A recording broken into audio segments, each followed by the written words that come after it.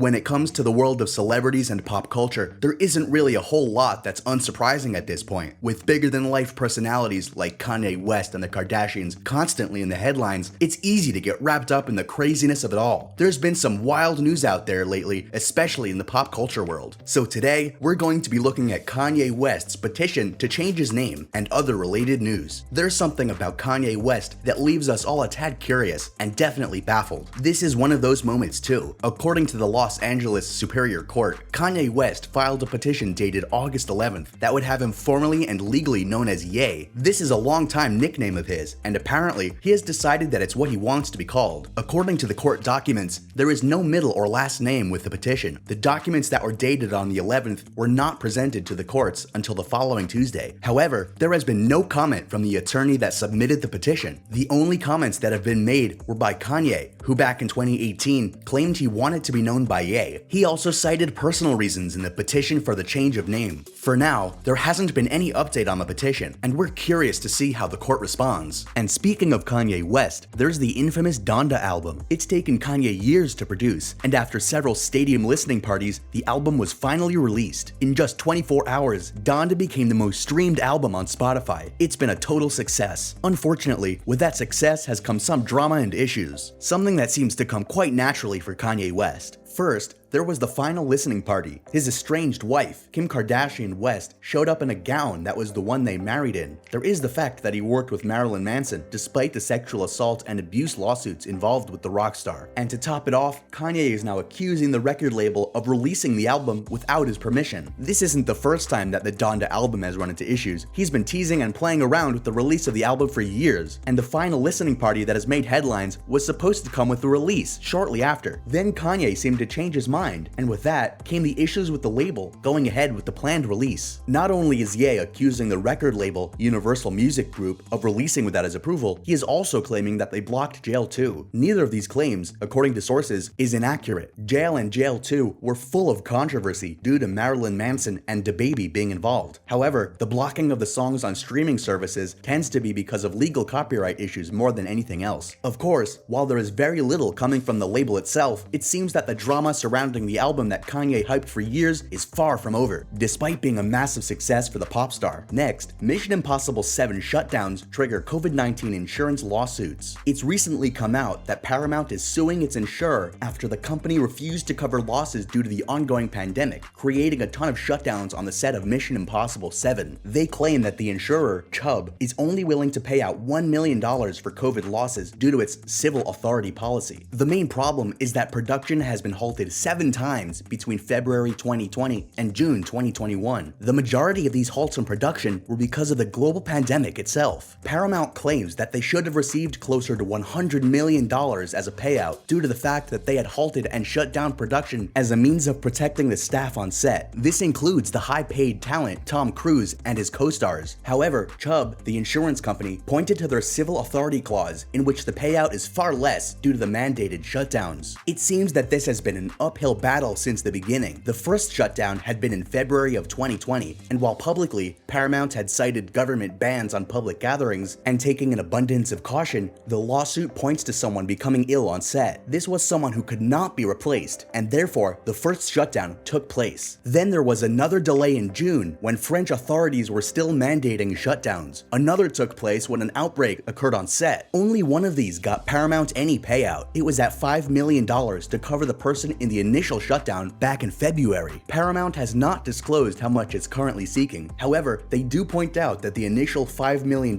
is a small amount of a much larger portion of losses due to the fact that they've had to continue to take caution and have had filming halted for over a year. Now, back to Kanye and a possible rekindling between him and Kim. Kanye and Kim have been married and had their life in the headlines for the past 7 years. However, back in February, that looked like it was all coming to a close. Kim Kardashian West had filed for divorce and was willing to part ways with Kanye. However, it seems that there's been some rekindling, with Kim recreating their wedding at the Donda listening party. Sources are claiming that there's still a lot of love between the two, and while they've had their ups and downs, they're still currently trying to work it out. They both openly state that they're trying to do what's right by their shared children. This was something that became apparent when Kim decided to keep the surname West when filing for divorce. She said it was extremely important that she have the same last name as their father. However, despite the two seeming to rekindle, there has been no withdrawal of the divorce filing, so it's up to the imagination how this is going to play out. Still, there's nothing shocking about the fact that these two are continuing forward, since their whole public relationship for the past 7 years has been drama-filled, having lots of ups and downs. Next, Mike Richards is fired from Jeopardy amid controversy. This was a long time coming. Mike Richards was originally named the new host of Jeopardy, but stepped down when some skeletons came rolling out of his closet. He's currently caught up in several discrimination lawsuits, along with derogatory comments that he'd made on a podcast. He had apologized for the comments, but it seems that his attempts at cleaning up his act just wasn't enough. It was announced with an email from Suzanne Prett, Executive Vice President of Business and Strategy. It seems that Sony was willing to try and lay low when the controversy over Mike's horrible behavior on The Price is Right came out. They were going to allow him to keep running things behind the scenes. However, when The Rover brought to light the podcast, it was all over. The expose done on Mike Richards included 41 episodes in which he talked in a sexist manner, making lewd comments about women's bodies, and insulted small people and Jews. That finally blew the lid off, and Sony realized that it would not be smart to hold on to this man and all his bad behaviors behind the scenes. It was clear in the email that they had hoped that him merely stepping down as host would be enough to salvage the situation. That didn't end up being the case, so it was time to cut him loose. This makes a lot of sense, considering the fact that Jeopardy is a beloved family show that has been on the air for decades, with millions of people tuning in every night to watch it. That's not something the company executives are going to want to mess up by hanging on to someone rather problematic to the image they want to portray. This situation has Suzanne and Michael Davis, the CEO of Sony-owned television production company Embassy Row, working together to keep the flow as smooth as possible while they transition the leadership in Jeopardy and the Wheel of Fortune. Sony is currently working on regrouping after the controversy that has played out, and are still planning to continue forward with the new season of Jeopardy right on schedule. Hopefully, with all the things that have come to light, Mike Richards can learn a few lessons about bad behavior. It does eventually catch up with you. For the rest of the crew involved, they're enjoying being able to carry forward what was, in a lot of ways, a family tradition in many households. There's always something going on in the world around us, especially when it comes to celebrity gossip and entertainment news. These were just some of the many headlines currently drifting around for us to soak up, watching to see the next wild thing to come next. But that's all the headlines we have for today. Thanks for watching, and have a great day.